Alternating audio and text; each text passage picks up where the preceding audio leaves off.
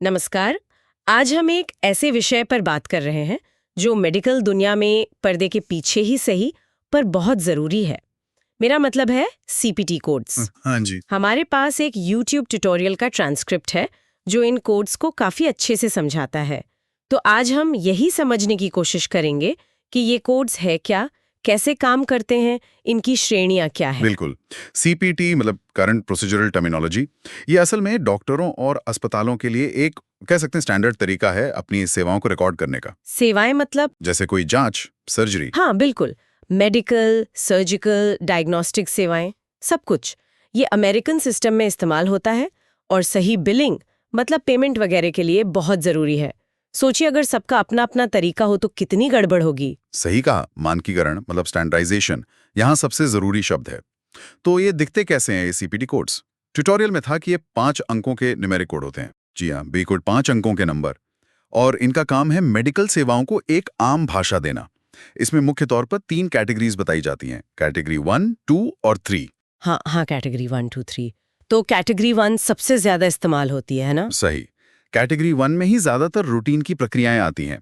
Category 2 वाले codes थोड़े अलग हैं।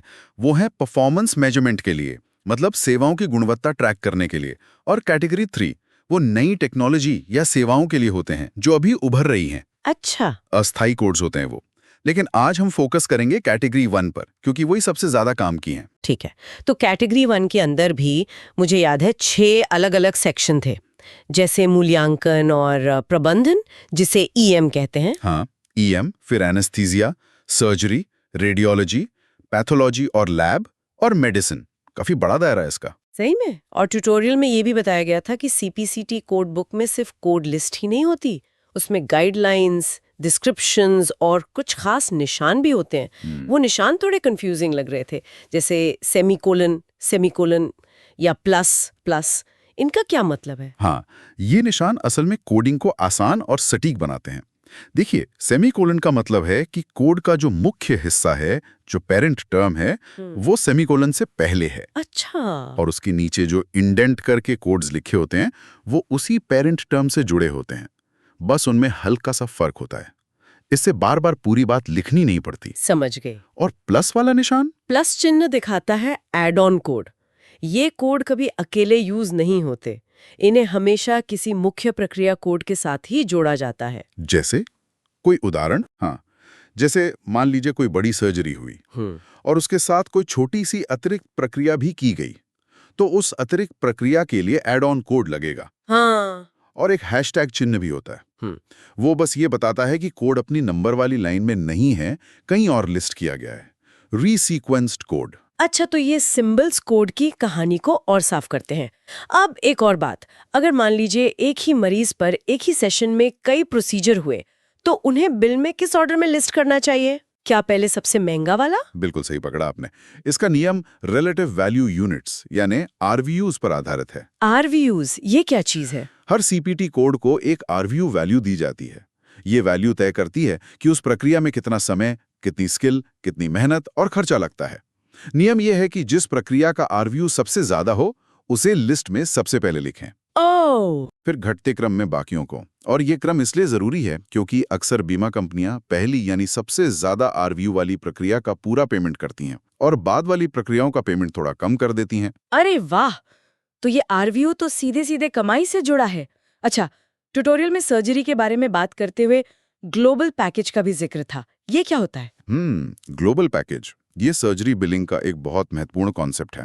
इसका मतलब है कि जब किसी बड़ी सर्जरी के लिए पेमेंट किया जाता है, तो उसमें सिर्फ ऑपरेशन का खर्च शामिल नहीं होता। तो और क्या होता है? उसमें ऑपरेशन से ठीक पहले की तैयारी मतलब प्री ऑपरेटिव विजिट, ऑपरेशन के दौरान की रूटीन देखभाल और ऑपरेशन के बाद एक तय समय तक की स्टैंडर्ड देखभाल यानी पोस्ट ऑपरेटिव केयर, ये सब शामिल होता है। एक तय समय तक? कितना समय? ये सर्जरी पर निर्भर करता है। ये 10 दिन या 90 दिन का पीरियड हो सकता है।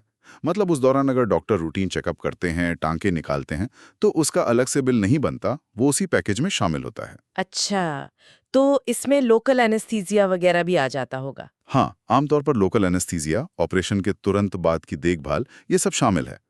लेकिन हाँ, जो शुरुआती कंसल्टेशन था जिससे सर्जरी का फैसला हुआ, या फिर ऑपरेशन के बाद कोई बड़ी कॉम्प्लिकेशन हो गई जिसका अलग से इलाज करना पड़ा, वो सब इस पैकेज में नहीं आता। समझ गई, मतलब एक कोड से काफी सारी चीजें कवर हो जाती हैं। अच्छा, और आखिर में मॉडिफायर्स की बात हुई थी, बहुत संक्षिप्त में, वो क्या करते हैं? मॉडिफायर्स भी कोडिंग को और सटीक बनाने के लिए होते हैं। ये 2 अंकों के कोड होते हैं जो सीपीटी कोड के आखिर में जोड़े जाते हैं। अच्छा। ये कोड का मतलब नहीं बदलते, बस थोड़ी एक्स्ट्रा जानकारी देते हैं। जैसे सर्जरी शरीर के किस तरफ हुई, दाएं या बाएं, इसके लिए मॉडिफायर होता है। या फिर क्या प्रक्रिया सामान्य से कुछ अलग तरीके से करनी पड़ी, ये सब बताने के लिए मॉडिफायर्स लगते हैं। इससे बीमा कंपनी को पूरी पिक्चर क्लियर हो जाती है और पेमेंट में आसानी होती है। ठीक है, तो मतलब आज के पूरी बातचीत का सार निकालें तो सीपीटी कोड्स मेडिकल सेवाओं की रिपोर्टिंग का एक स्टैंडर्ड तरीका है। हाँ जी। कैटेगरी 1 सबसे आम है, जिसके 6 हिस्से हैं। कोड बुक के निशान जैसे सेमीकोलन और प्लस, और उसका स्ट्रक्चर समझना जरूरी है। बिल्कुल। प्रक्रियाओं का क्रम आरवीयू तय करता है, जिसका सीधा असर पेमेंट पर होता है। और सर्जरी में ग्लोबल पैकेज होता है जो एक तय समय की देखभाल को कवर करता है। और मॉडिफायर्स वो अतिरिक्त जानकारी देते हैं। आपने एकदम सही सार बताया। ये सारी डिटेल्स बहुत ज़रूरी हैं ताकि पूरा हेल्थ केयर सिस्टम ठीक से चल सके और डॉक्टरों को उनकी मेहनत का सही मुआवजा मिले। और यहाँ एक बात सोचने के लिए छोड़ जाते हैं। हाँ। देखिए, हमने बस थोड़ी सी बात की और इसमें भी कितनी जटिलता है ना? तो ये सोचना बड़ा दिलचस्प है कि भविष्य में एआई मतलब आर्टिफिशियल इंटेलिजेंस और ऑटोमेशन मेडिकल कोडिंग को कैसे बदल सकते हैं। क्या मशीनें ये सब नियम और बारीकियां इंसानों से बेहतर समझ पाएंगी, या फिर इसमें हमेशा मानवीय समझ और अनुभव की जरूरत रहेगी?